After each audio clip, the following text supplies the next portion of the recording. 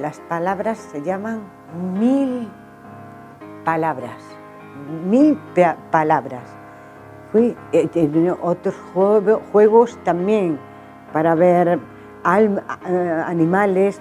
¿Cómo se llama este nombre? Era oso, pero panda, una panda. Agora mesmo actualmente vai fazer 73 anos e desde fai 4 anos que lle dou oitos. No podías escribir, la llamé. Marta, que es que tengo una cosa, tengo muy... Empezó, no vivía, las palabras no estaban bien. Marta, me voy corriendo en el médico. No salía la palabra. ¿Qué cosas? La tengo en la cabeza y no puedo explicarme, ¿entiendes?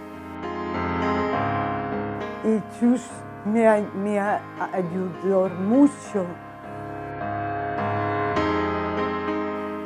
Cando unha persoa sufre un dano cerebral, hai certas funcións que están afectadas, polo tanto, dependendo de que funcións, é onde se intervén.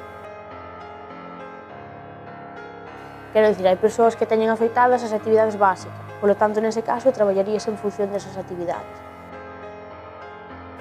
Que os terapeutas simplemente servimos para rehabilitar unha vez que eso sufriu unha lesión, pero olvidámonos moito do lado social. A educación, o traballo, o ocio, a participación social é vinculado máis ao ámbito social.